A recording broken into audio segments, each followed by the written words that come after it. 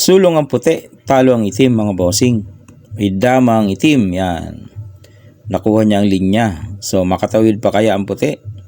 Okay, yan ang ating isosolve. Alright, matagal na to. Pelang beses na to.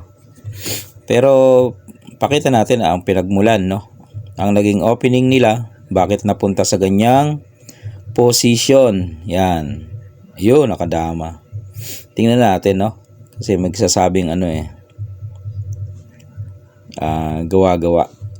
Okay. Nilaro yan dun sa Brazil kaya napunta sa ganyan. Kasi alamin natin from the start.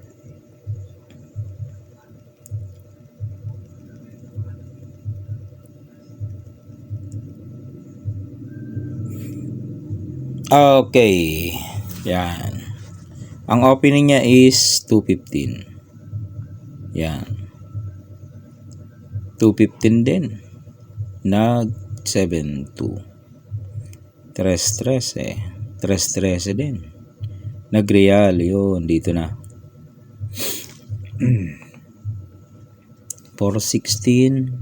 5-4. Nag 5-4. Yan. O dito naman ang puti sa 9-5. Nag 9-5 din. Iyon, sumulong dito ng 12-7. Diyan na nagkaroon ng tricks. Kasi unang nag-exhibition yung itim sa kanyang pag-aakala na mananalo siya. Ang ginawa ay ganito. Yan, pakain. Tapos nagpakain ulit. Yan. Pinakain ulit. Exhibition nga So nakadama ang white. Nagpakain dito. Yan. Kumain yung dama. Ang ginawa ay pinabalik pa.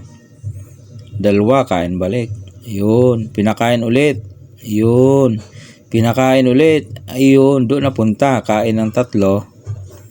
So, ina-expect niya dito ay panalo siya. Pero hindi yun ang nangyayari kasi pinakain. Yan. Pinakain ulit. Kain siya. Pinakain 2. Yan. O dito, pinakain niya na ang piyon. Yan o. Kain ng piyon. Siningitan. O, di ba?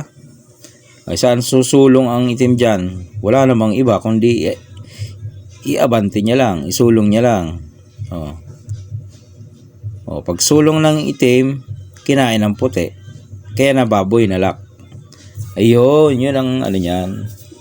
Naging opening. O, kaya dyan napunta. O, alam niyo na mga boss. Yung puzzle na yan. O, dyan na. Dyan na nauwi sa baboy. Alright.